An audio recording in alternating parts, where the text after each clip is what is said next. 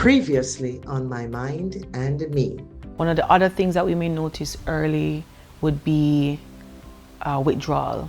Sometimes they stop responding to their phones, or they're not necessarily going out anymore, or they're staying in their rooms.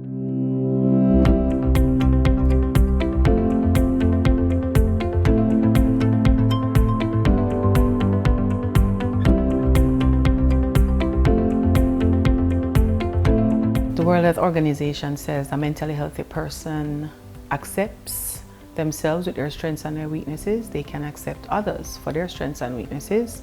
They give back productively and fruitfully to their communities, and they are also able to deal with the daily challenges of life and have satisfaction from living. Those are the things that help you to determine if you're mentally healthy. And in the same way we regard our physical health, the same approach is necessary to maintain mental health. I have a phrase, there's no good health without good mental health.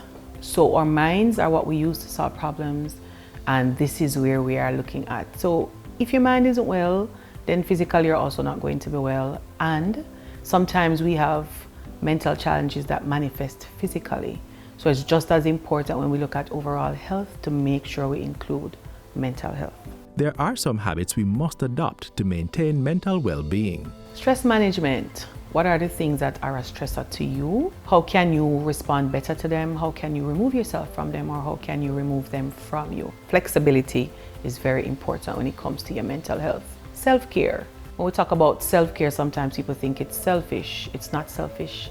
You cannot pour from an empty cup. It's very real. So in order to give somebody the best of you, you have to make sure you take care of yourself.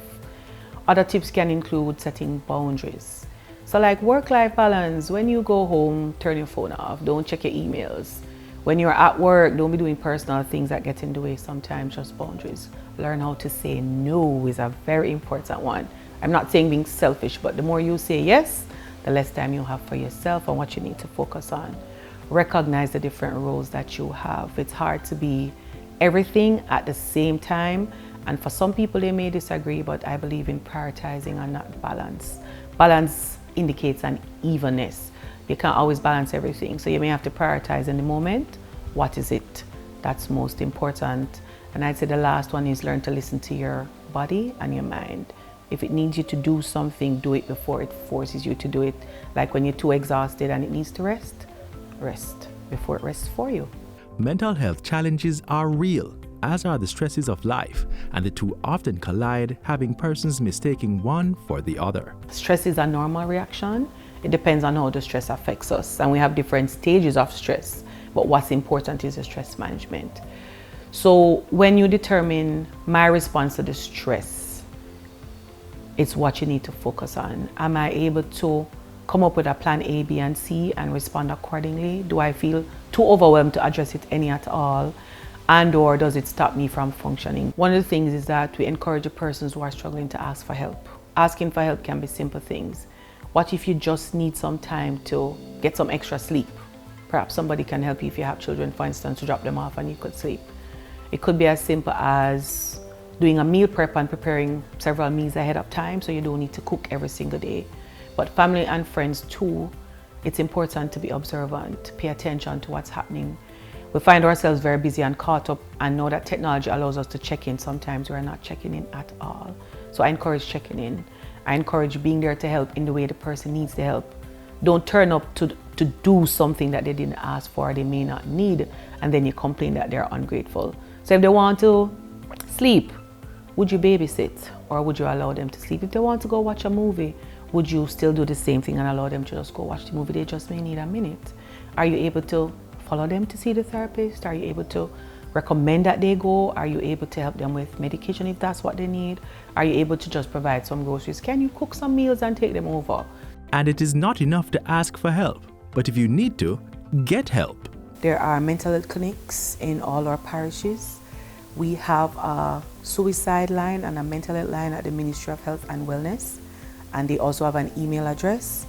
We have Family Life Ministries that offers counseling. We have Rise Life, and they offer specific help for suicide and substance abuse. We have the women's centers who have opened places for women who are being abused.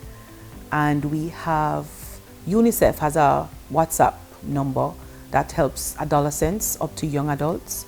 And the last thing that we've had, somebody in Jamaica has created an app called Let's Talk About It. I usually use the analogy of, if your head hurts, you probably get some Panadols, and if it hurts you for too long, you'd more than likely see a medical practitioner.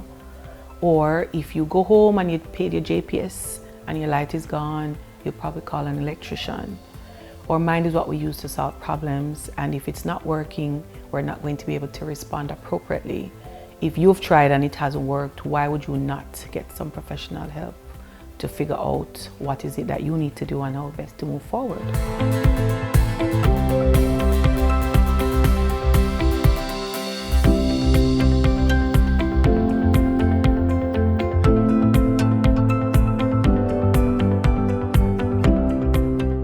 Next on My Mind and Me. Coping mechanisms are not one size fits all. So maybe what works for somebody won't work for you, and nothing prevents you from trying. So think about the things that you'd like to get done. Get a massage, go to the beach, have a nature walk, talk to somebody, journal, pray, have devotion.